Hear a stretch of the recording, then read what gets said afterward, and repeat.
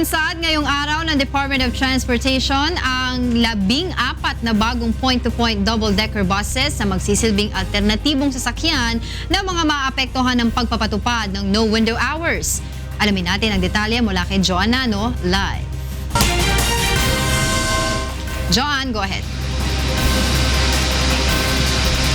Good morning sa iyo, Angela. Good morning sa lahat ng ating mga kasangbahay. Narito nga tayo ngayon sa isa sa mga istasyon nitong point-to-point bus dito sa may Trinoma kung saan inilunsad nga ng Transportation Department ang 14 na bagong unit nitong double-decker ng point-to-point system na bus. At narito nga ngayon sa aking likuran yung isa sa kanilang modelo at silipin nga natin kung ano ang nasa loob nito, Angela.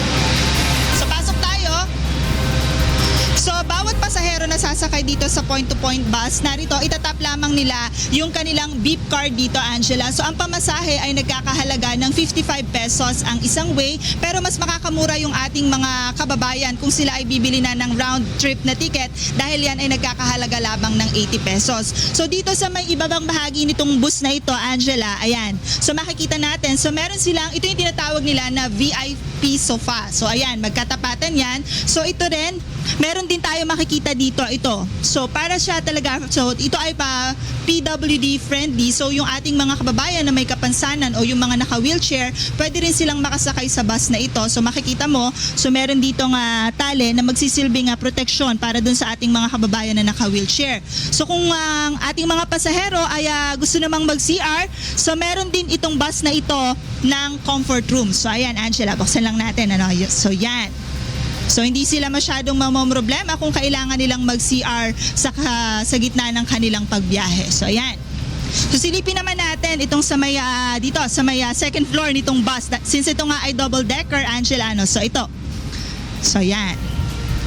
Yan, narito tayo ngayon sa second floor nitong double decker bus. So makikita natin, Angela, no? So ito yung mga upuan. So ang isang bus ay kayang makapagsakay ng 55 na mga pasahero. So ito, kung ikukumpara natin dun sa mga normal na bus na ating sinasakyan, dito walang tayuan, ano? So lahat ay makakaupo. So makikita naman natin very comfortable yung kanilang mga upuan, Angela, no? Tapos dito rin, so yung ating mga pasahero ay meron silang magagamit na free wifi. So hindi sila masyadong maiinip sa kanilang mga biyahe kahit na medyo ma-traffic siguro ay nagiging kumbaga enjoyable yung kanilang pagbiyahe dahil meron namang free wifi dito sa bus na ito. So meron din silang television, ayan. So meron ditong TV, so pwedeng manood ng pelikula habang nagbabiyahe yung ating mga kababayan. So Angela, meron ng promo din itong point-to-point bus na ito. So every weekend mag-offer sila ng unlimited na mall hopping sa iba-ibang mga mall.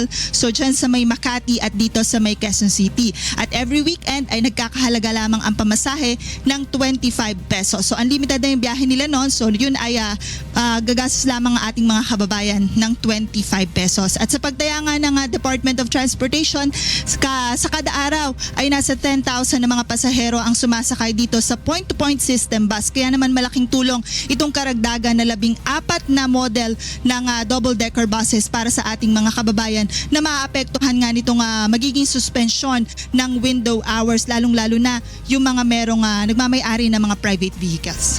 At yan muna ang latest. Balik sa iyo, Angela. Maraming salamat sa iyo, Joanna, no? Live na nagulat mula sa Quezon City.